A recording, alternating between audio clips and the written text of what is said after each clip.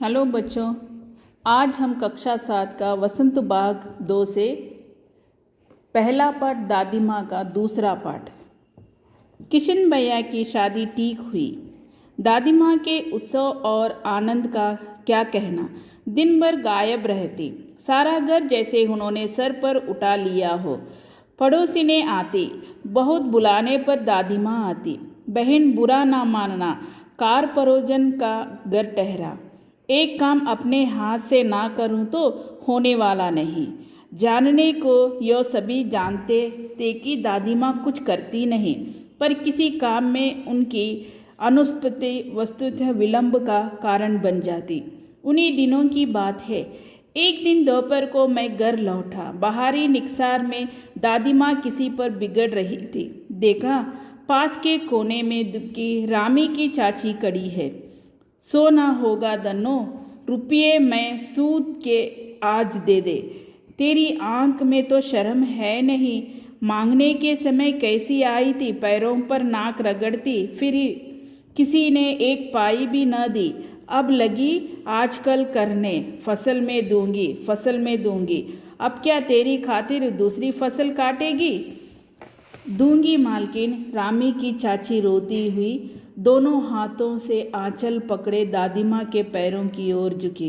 बिटिया की शादी है, आप ना दया करेगी तो उस बेचारी का निस्तार कैसे होगा? हट हट, अभी नहा के आ रही हूँ। दादी माँ पीछे हट गई। जाने दो दादी, मैंने इस अप्रिय प्रसंग को हटाने की गरज से कहा। बेचारी गरीब है, दे देगी कभी। चल चल, चला है समझाने। मैं चुपके से आंगन की ओर चला गया। कई दिन बीत गए, मैं इस प्रसंग को एकदम भूल सा गया। एक दिन रास्ते में रामी की चाची मिली। वह दादी को पूतो फलो दूधो नहाओ का आशीर्वाद दे रही थी। मैंने पूछा, क्या बात है दन्नो चाची? तो उसने विहल होकर कहा, उरीन हो गई बेटा, भगवान भला करे हमारी मालकिन का। कल ही आई थी, पीछे का सभी रुपया छोड़ दिया, ऊपर से 10 रुपये का नोट देकर बोली, देखना दन्नो, जैसी तेरी बेटी वैसी मेरी। 10-5 के लिए हंसाई ना हो। देवता है बेटा, देवता। उस रोज़ तो बहुत डांट रही थी। मैंने पूछा, वह तो बड़े लोगों का काम है बाबू, रुपया देकर डांटे भी ना तो लाभ क्या?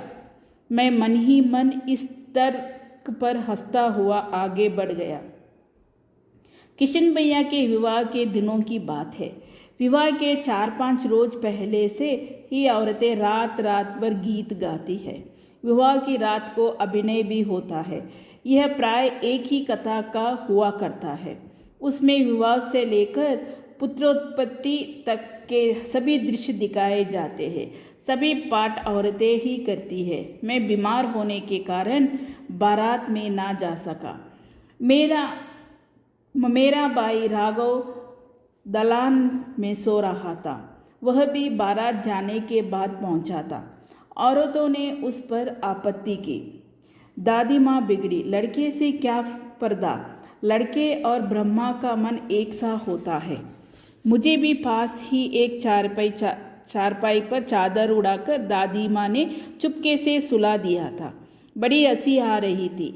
सोचा कहीं जोर से हंस दूँ, बेत खुल जाए तो निकाल बाहर किया जाऊंगा, पर भाभी की बात पर हंसी रुक न सकी और भंडाफोड़ हो गया।